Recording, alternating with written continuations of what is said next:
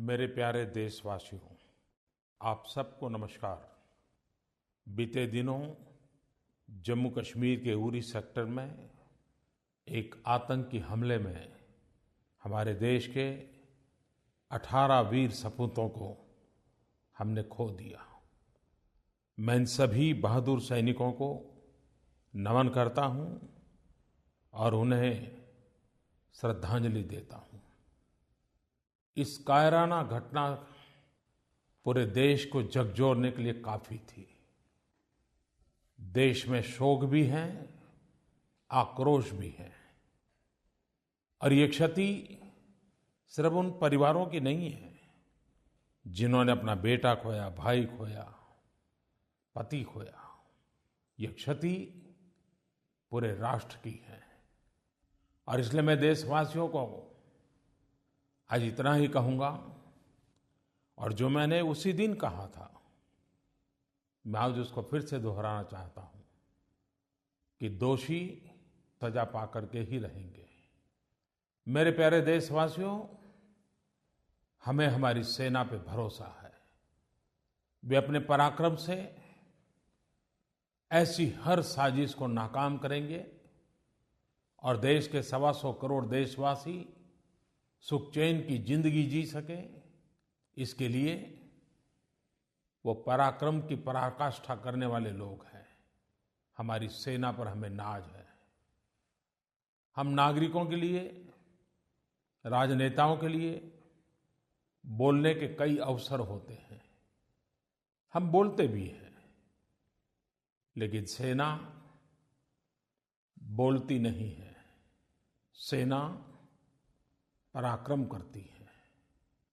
मैं आज कश्मीर के नागरिकों से भी विशेष रूप से बात करना चाहता हूं।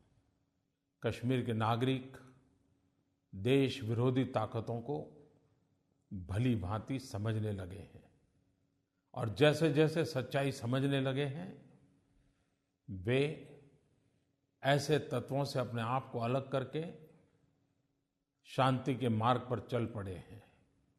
हर माँ बाप की इच्छा है कि जल्द से जल्द स्कूल कॉलेज पूरी तरह काम करे। किसानों को भी लग रहा है कि उनकी जो फल वगैरह तैयार हुए हैं वो हिंदुस्तान भर के मार्केट में पहुँचे। आर्थिक कारोबार भी ठीक ढंग से चले, और पिछले कुछ दिनों से कारोबार सुचारू रूप से चलना शुरू भी हुआ है। हम सब जानते हैं, शांति, एकता और सद्भावना ही हमारी समस्याओं का समाधान का रास्ता भी है, हमारी प्रगति का रास्ता भी है, हमारे विकास का भी रास्ता है। हमारी भावी पीढ़ियों के लिए हमने विकास की नई ऊंचाइयों को पार करना है। मुझे विश्वास है कि हर समस्या का समाधान हम मिल बैठ कर के खोजेंगे, रास्ते निकालेंगे, और साथ साथ कश्मीर की भावी पीढ़ी के लिए उत्तम मार्ग भी प्रशस्त करेंगे। कश्मीर के नागरिकों की सुरक्षा और उसका हम भली भांति पालन करेंगे। कभी कभार हम जो सोचते हैं उससे अलग से सोचने वाले भी लोग नए नए विचार रखते हैं। सोशल मीडिया में इन दिनों मुझे बहुत कुछ जानने का अवसर मिलता है। हिंदुस्तान के हर कोने से हर प्रकार के लोगों के भावों को जानने समझने का अवसर मिलता है, और ये लोकतंत्र की ताकत को बढ़ावा देता है। पिछले दिनों 11वीं कक्षा के हर्षवर्धन नाम के एक नौजवान ने मेरे सामने एक अलग प्रकार का विचार रखा। उसने लिखा है, उरी आतंकवादी हमले के बाद मैं बहुत विचलित था। कुछ कर गुजरने की तीव्र लालसा थी, लेकिन करने का कुछ रास्ता नहीं सूझ रहा था, और मुझ जैसा एक छोटा सा विद्यार्थी क्या कर सकता है। तो मेरे मन में आया कि मैं भी देश हित के लिए काम कैसे आऊं, और मैंने संकल्प किया कि मैं रोज 3 घंटे अधिक पढ़ाई करूंगा, देश के काम आ सकूं ऐसा योग्य नागरिक बनूंगा। भाई हर्षवर्धन, आक्रोश के इस माहौल में इतनी छोटी उम्र में आप स्वस्थता से सोच सकते हो, यही मेरे लिए खुशी की बात है। लेकिन हर्षवर्धन, मैं ये भी कहूँगा कि देश के नागरिकों के मन में जो आक्रोश है, उसका एक बहुत बड़ा मूल्य है। ये राष्ट्र की चेतना का प्रतीक है। ये आक्रोश भी कुछ कर गुजरने के इरादों वाला है। हाँ, आपने एक कंस्ट्रक्टिव अप्रोच से उसको प्रस्तुत किया। लेकिन आपको पता होगा, जब 1965 की लड़ाई हुई, लाल बहादुर शास्त्री जी हमारा नेतृत्व कर रहे थे और पूरे देश में ऐसा ही एक जज्बा था, आक्रोश था, देशभक्ति का ज्वार था। हर कोई कुछ न कुछ हो ऐसा चाहता था, कुछ न कुछ करने का इरादा रखता था। तब लाल बहादुर शास्त्री जी ने बहुत ही उत्तम तरीके से देश के इस भाव विश्व को स्पर्श करने का बड़ा ही प्रयास किया था और उन्होंने जय जवान जय किसान मंत्र देकर के देश के सामान्य मानवी को देश के लिए कार्य कैसे करना उसकी प्रेरणा दी थी। बम बंदूक की आवाज के बीच देशभक्ति को प्रकट करने का और भी एक रास्ता हर नागरिक के लिए होता है, ये लाल बहादुर शास्त्री जी ने प्रस्तुत किया था। महात्मा गांधी भी जब आजादी का आंदोलन चलाते थे, आंदोलन जब तीव्रता पर होता था और आंदोलन में एक पड़ाव की जरूरत होती थी, तो वे आंदोलन की उस तीव्रता को समाज के अंदर रचनात्मक कामों की ओर प्रेरित करने के लिए बड़े सफल प्रयोग करते थे। हम सब, सेना अपनी जिम्मेवारी निभाएं, शासन बैठे हुए लोग अपना कर्तव्य निभाएं और हम देशवासी, हर नागरिक इस देशभक्ति के जज्बे के साथ हम भी कोई न कोई रचनात्मक योगदान दें, तो देश अवश्य नई ऊंचाइयों को पार करेगा। मेरे प्यारे देशवासियों, श्रीमान टी.एस. कार्तिक ने मुझे नरेंद्र मोदी ऐप पर लिखा कि पैरालंपिक में जो एथलीट गए थे, उन्होंने इतिहास रचा और उनका प्रदर्शन ह्यूमन स्पिरिट की जीत है। श्रीमान वरुण विश्वनाथन ने भी नरेंद्र मोदी ऐप पर लिखा कि हमारे एथलीट ने बहुत ही अच्छा काम किया, आपको मन की बात में उसका जिक्र करना चाहिए। आप दो नहीं, देश के हर व्यक्ति को पैरालंपिक में हमारे खिलाड़ियों के प्रति एक इमोशनल अटैचमेंट हुआ है।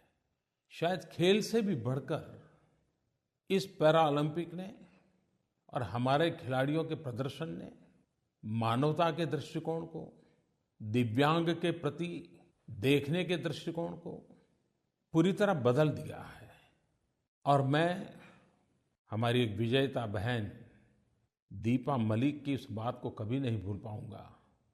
जब उसने मेडल प्राप्त किया तो उसने ये कहा कि इस मेडल से मैंने विकलांगता को ही पराजित कर दिया है। इस वाक्य में बहुत बड़ी ताकत है।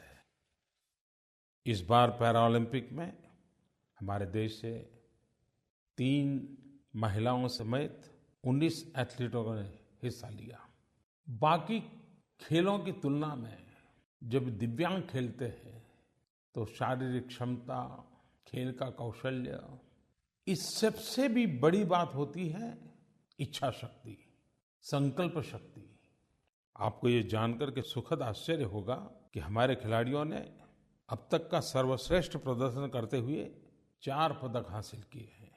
2 स्वर्ण, 1 रजत, 1 कांस्य पदक शामिल है। गोल्ड मेडल प्राप्त करने वाले भाई देवेंद्र जाजरिया भाला फेंक में वो दोबारा गोल्ड मेडल लाए और 12 साल के बाद दोबारा ले आए हैं।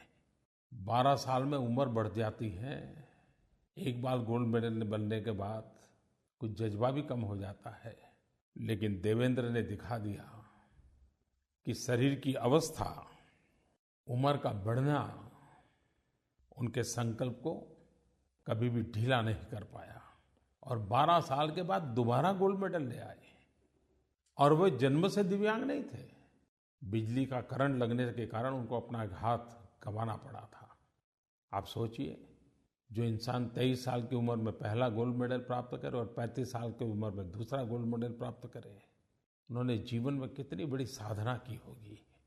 मरियप्पन थंगावेलु हाई जंप में स्वर्ण पदक जीता, और थंगावेलु ने सिर्फ 5 साल की उम्र में अपना दाहिना पैर खो दिया था। गरीबी भी उनके संकल्प के आड़े नहीं आई। न वो बड़े शहर के रहने वाले हैं, न मध्यम वर्ग या अमीर परिवार से हैं। 21 साल की उम्र में कठिनाइयों भरी जिंदगी से गुजरने के बावजूद भी, शारीरिक कठिनाइयों के बावजूद भी संकल्प के सामर्थ्य से देश को मेडल दिलवा दिया। एथलीट दीपा मलिक के नाम पर तो कई प्रकार के विजय पताकाएं फहराने का उनके नाम के साथ जुड़ चुका है। वरुण सिंह भाटी ने ऊंची कूद में कांस्य पदक हासिल किया।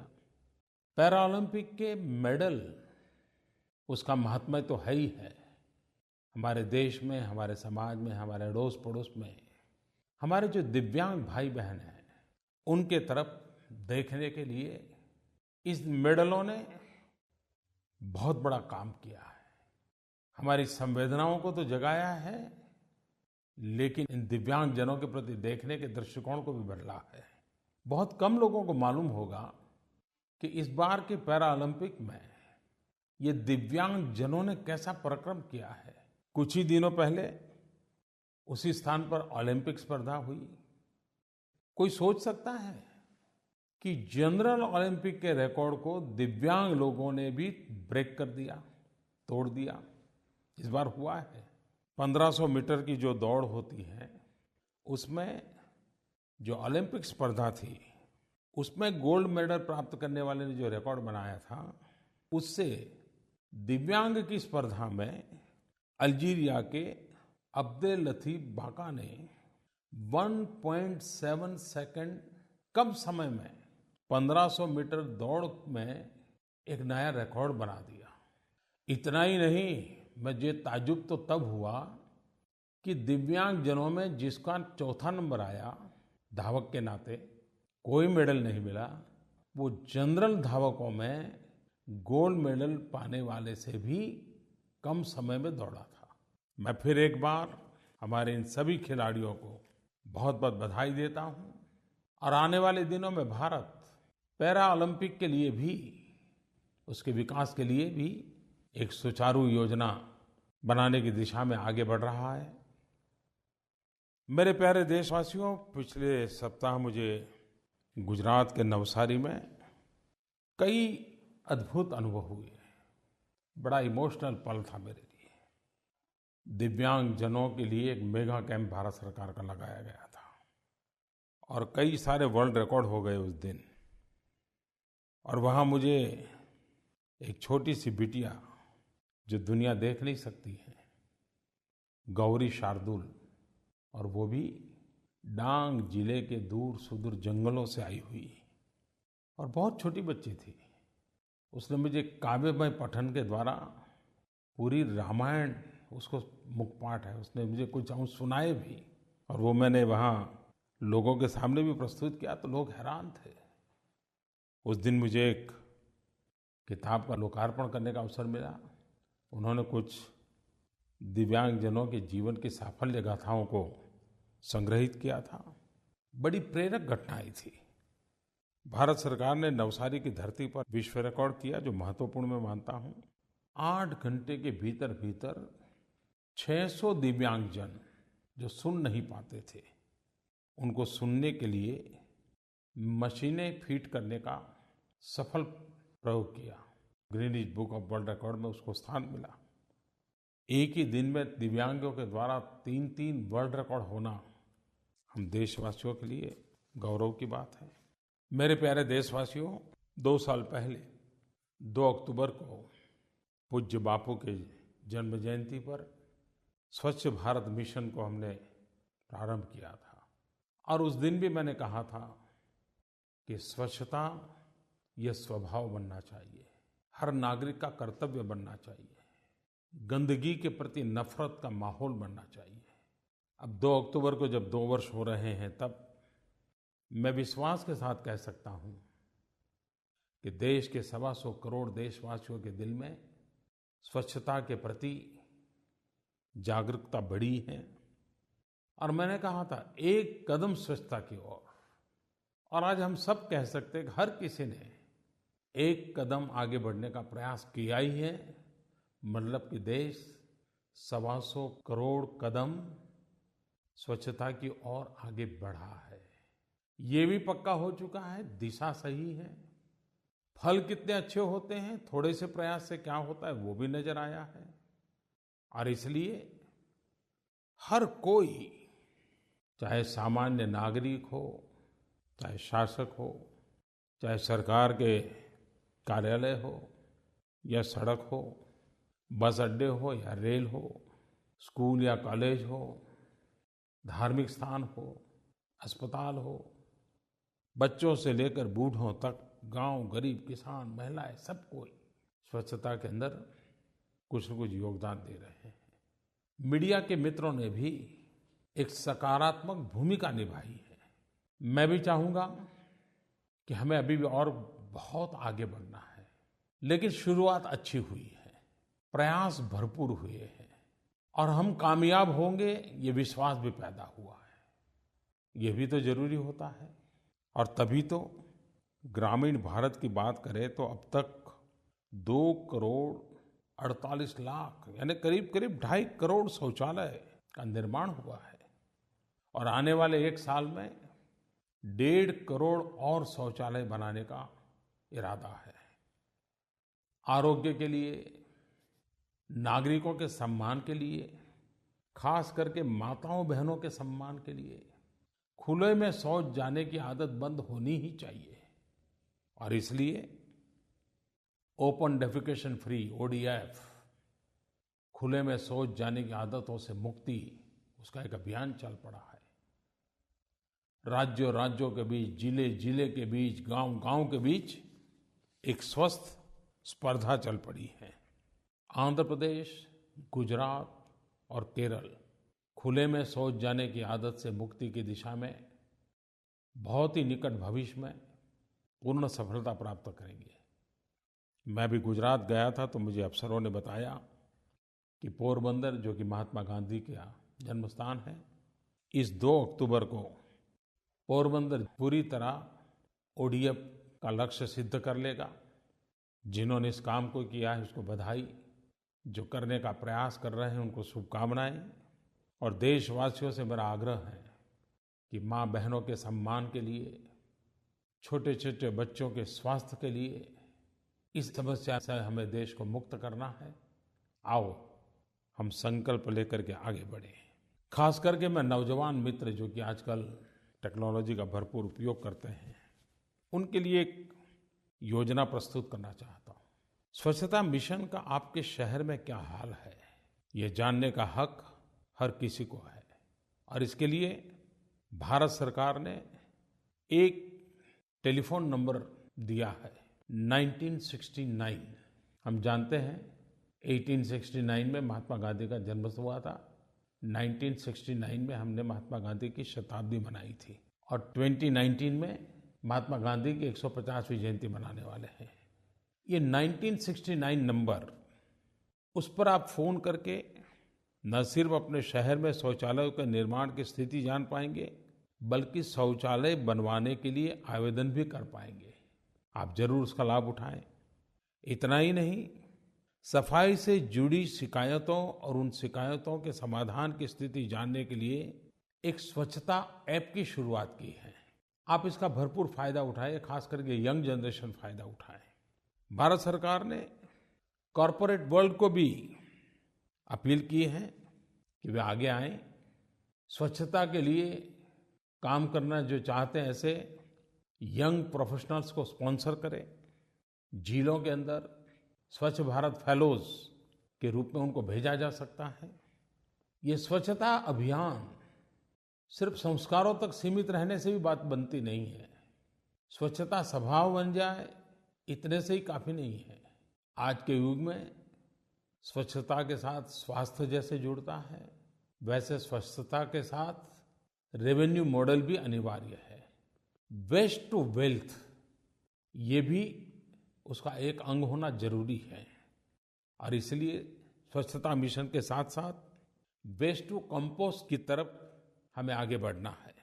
सॉलिड वेस्ट की प्रोसेसिंग हो, कंपोस्ट में बदलने के लिए काम हो और इसके लिए सरकार की तरफ से पॉलिसी इंटरवेंशन की भी शुरुआत की गई है। फर्टिलाइजर कंपनियों को कहा है कि वे वेस्ट में से जो कंपोस्ट तैयार होता है उसको खरीदें। जो किसान ऑर्गेनिक फार्मिंग में जाना चाहते हैं उनको ये मुहैया कराएं।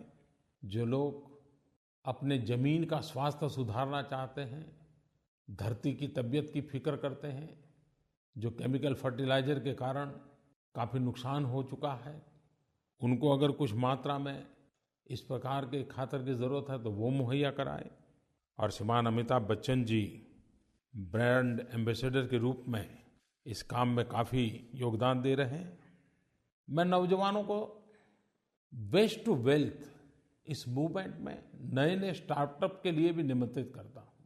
वो ऐसे साधन विकसित करें, वो ऐसे टेक्नोलॉजी विकसित करें, सस्ते में उसके मास प्रोडक्शन का काम करें। ये करने जैसा काम है। बहुत बड़ा रोजगार का भी अवसर है, बहुत बड़ी आर्थिक गतिविधि का भी अवसर है और वेस्ट में से वेल्थ क्रिएशन ये सफल होता है। इसी वर्ष 25 सितंबर से 2 अक्टूबर तक एक विशेष कार्यक्रम इंडोसैन इंडियन सैनिटेशन कॉन्फ्रेंस आयोजित हो रही है। देश भर से मंत्री, मुख्यमंत्री, महानगरों के मेयर, कमिश्नर ये सब मिलकर के सिर्फ और सिर्फ स्वच्छता इसी पर गहन चिंतन मनन करने वाले हैं। टेक्नोलॉजी में क्या हो सकता है, फाइनेंशियल मॉडल क्या हो सकता है, जनभागीदारी कैसे हो सकती है, रोजगार के अवसर इस पर कैसे बढ़ाए जा सकते हैं, सब विषयों पर चर्चा होने वाली है। और मैं तो देख रहा हूं कि लगातार स्वच्छता के लिए नई नई खबरें आती रहती हैं। अभी तो एक दिन मैंने अखबार में पढ़ा कि गुजरात टेक्नोलॉजी यूनिवर्सिटी के विद्यार्थियों ने 107 गांवों में जाकर शौचालय निर्माण के लिए जागरण अभियान चलाया, स्वयं ने श्रम किया और करीब करीब 9,000 शौचालय बनाने में उन्होंने अपना योगदान दिया।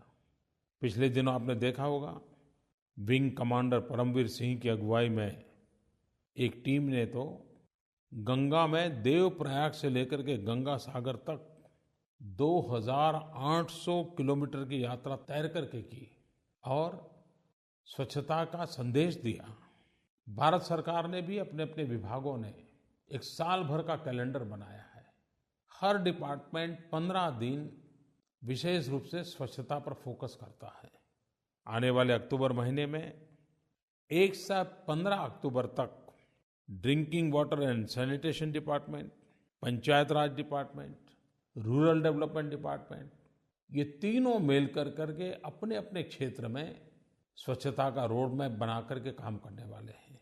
और अक्टूबर महीने के लास्ट 2 वीक 16 अक्टूबर से 31 अक्टूबर 3 और department agriculture and farmer welfare, कृषि और किसान कल्याण विभाग, food processing industries, consumer affairs, ये डिपार्टमेंट 15 दिन अपने साथ संबंधित जो क्षेत्र हैं वहाँ पर सफाई अभियान चलाने वाले हैं।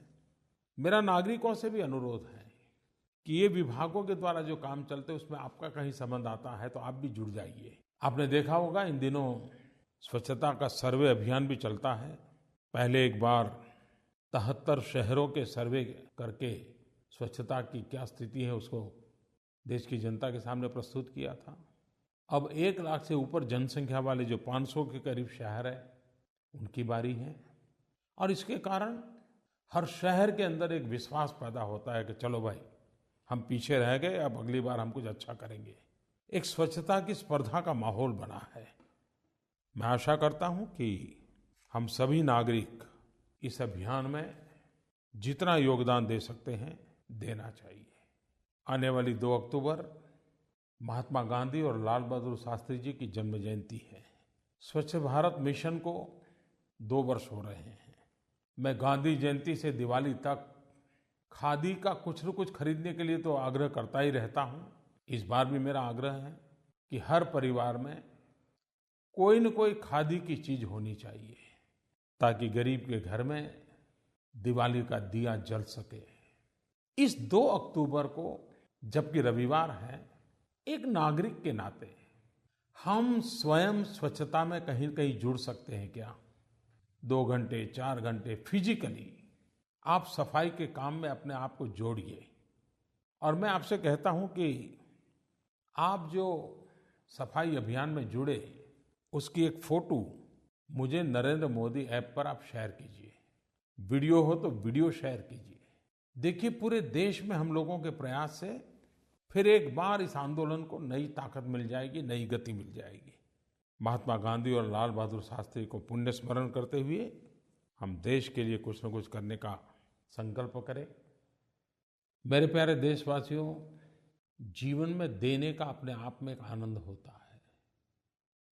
कोई उसे रिकॉग्नाइज करे या न करे, देने की खुशी अद्भुत होती है। और मैंने तो देखा पिछले दिनों, जब गैस सब्सिडी छोड़ने के लिए मैंने कहा और देशवासियों ने जो उसको रिस्पॉन्ड किया, वो अपने आप में एक बहुत बड़ी प्रेरक घटना है भारत के राष्ट्रीय जीवन की। इन दिनों हमारे देश में कई नौजवान, छोटे मोटे संगठन, कॉर्पोरेट जगत के लोग, स्कूलों के लोग, कुछ एनजीओ, ये सब मिल करके 2 अक्टूबर से 8 अक्टूबर कई शहरों में जॉय ऑफ गिविंग वीक मनाने वाले हैं। जरूरतमंद लोगों को खाने का सामान, कपड़े, ये सब एकत्र कर करके वो पहुंचाने का उनका अभियान है। मैं जब गुजरात में था तो हमारे सारे कार्यकर्ता गलियों में निकलते थे और परिवारों के पास जो पुराने खिलौने होते थे उसका दान में मांग करते थे। और जो खिलौने आते थे वो गरीब बस्ती की जो आंगनवाड़ी होती थी उसमें भेंट दे देते थे। उन गरीब बालों के लिए वो खिलौने, इनका अद्भुत आनंद देख करके ऐसा लगता था कि वाह। मैं समझता हूँ कि ये जो जॉय ऑफ गिविंग वीक है, जिन शहरों में होने वाला है, इन नौजवानों के उत्साह को हमने प्रोत्साहन देना चाहिए, उनको मदद करनी चाहिए। एक प्रकार का ये दान उत्सव है। जो नौजवान इस काम में लगे हैं उनको मैं हृदय से बहुत बहुत शुभकामनाएं देता हूँ। मेरे प्यारे देशवासियों, आज 25 सितंबर है। पंडित दीनदयाल उपाध्याय जी की जन्म जयंती का आज अवसर है और आज से उनके जन्म की शताब्दी वर्ष का प्रारंभ हो रहा है। मेरे जैसे लाखों कार्यकर्ता जिस राजनीतिक विचारधारा को लेकर के काम कर रहे हैं, उस राजनीतिक विचारधारा को व्याख्यायित करने का काम, भारत के जड़ों से जुड़ी हुई राजनीति के पक्षकार, भारत की सांस्कृतिक विरासत को पुरस्कृत करने के प्रयास वाली विचारधारा के साथ जिन्होंने अपना एक राजनीतिक दर्शन दिया, एकात्म मानव दर्शन दिया, वैसे पंडित दीनदयाल जी की शताब्दी का वर्ष आज प्रारंभ हो रहा है। सर्वजन हिताय सर्वजन सुखाय, अंत्योदय का सिद्धांत ये उनकी देन रही है। महात्मा गांधी भी आखिरी छोर के व्यक्ति के कल्याण की बात करते थे। विकास का फल गरीब से गरीब व्यक्ति को कैसे मिले, हर हाथ को काम, हर खेत को पानी, 2 ही शब्दों में पूरा आर्थिक एजेंडा उन्होंने प्रस्तुत किया था। देश उनकी जन्म शताब्दी वर्ष को गरीब कल्याण वर्ष के रूप में मनाए।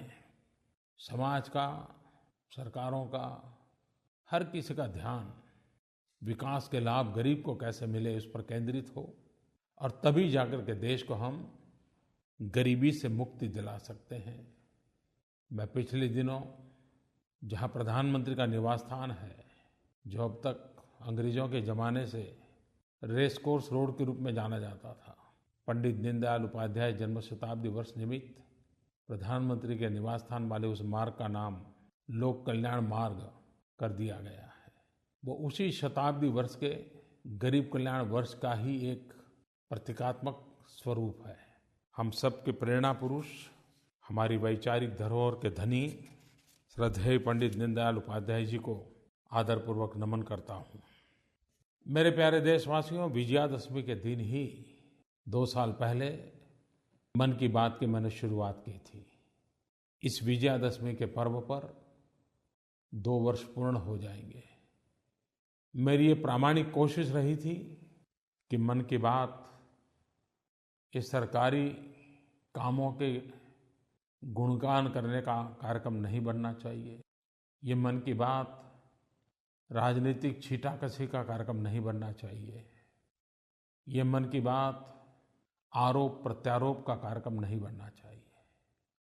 2 साल तक भांति-भांति के दबावों के बावजूद भी कभी-कभी तो मन लालायित हो जाए, इस प्रकार के प्रलोभनात्मक वातावरण के बावजूद भी कभी-कभी नाराजगी से कोई बात बताने का मन कर जाए, यहाँ तक दबाव पैदा हुए। लेकिन आप सबके आशीर्वाद से मन की बात को उन सब से बचाए रख करके सामान्य मानवी से जुड़ने का मेरा प्रयास रहा। इस देश का सामान्य मानवी मुझे किस प्रकार से प्रेरणा देता रहता है, इस देश के सामान्य मानवी की आशा आकांक्षाएं क्या हैं, और मेरे दिलो दिमाग पर जो देश का सामान्य नागरिक छाया रहता है, वो ही मन की बात में हमेशा हमेशा प्रकट होता रहा। देशवासियों के लिए मन की बात जानकारियों का अवसर हो सकता है। मेरे लिए मन की बात मेरे 125 करोड़ देशवासियों की शक्ति का एहसास करना, मेरे देश के 125 करोड़ देशवासियों के सामर्थ्य को बार बार स्मरण करना और उसी से कार्य की प्रेरणा पाना, यही मेरे लिए कार्यक्रम बना। मैं आज 2 वर्ष इस सप्ताह जब पूर्ण हो रहे हैं, तब मन की बात को आपने जिस प्रकार से सराहा, जिस प्रकार से संवारा, जिस प्रकार से आशीर्वाद दिए, मैं इसके लिए भी सभी श्रोताजनों का हृदय से आभार व्यक्त करता हूँ। मैं आकाशवाणी का भी आभारी हूँ कि उन्होंने मेरी इन बातों को न सिर्फ प्रसारित किया, लेकिन उसको सभी भाषाओं में पहुंचाने के लिए भरसक प्रयास किया। मैं उन देशवासियों का भी आभारी हूँ कि जिन्होंने मन की बात के बाद चिट्ठियां लिख करके, सुझाव दे करके सरकार के दरवाजों को खटखटाया, सरकार की कमियों को उजागर किया, और आकाशवाणी ने ऐसे पत्रों पर विशेष कार्यक्रम करके सरकार के लोगों को बुला करके समस्याओं के समाधान के लिए प्लेटफॉर्म प्रदान किया। तो मन की बात सिर्फ 15-20 मिनट का संवाद नहीं, समाज परिवर्तन का एक नया अवसर बन गया। किसी के भी लिए इससे बड़ा संतोष का कारण क्या हो सकता है। और इसलिए इसको सफल बनाने में जुड़े हुए हर किसी को भी मैं धन्यवाद देता हूँ, उनका आभार प्रकट करता हूँ। मेरे प्यारे देशवासियों, अगले सप्ताह नवरात्रि और दुर्गा पूजा का पर्व, विजयादशमी का पर्व, दीपावली की तैयारियां, एक प्रकार से एक अलग सा ही माहौल पूरे देश में होता है। ये शक्ति उपासना का पर्व होता है। समाज की एकता ही देश की शक्ति होता है। चाहे नवरात्रि हो या दुर्गा पूजा हो, ये शक्ति की उपासना, समाज की एकता की उपासना का पर्व कैसे बने, जन जन को जोड़ने वाला पर्व कैसे बने, और वही सच्ची शक्ति की साधना हो, और तभी जाकर के हम मिलकर के विजय का पर्व मना सकते हैं। आओ शक्ति की साधना करें, एकता के मंत्र को लेकर के चलें, राष्ट्र को नई ऊंचाइयों पर ले जाने के लिए शांति, एकता, सद्भावना के साथ नवरात्रि और दुर्गा पूजा का पर्व मनाएं, विजयादशमी का विजय मनाएं। बहुत बहुत धन्यवाद।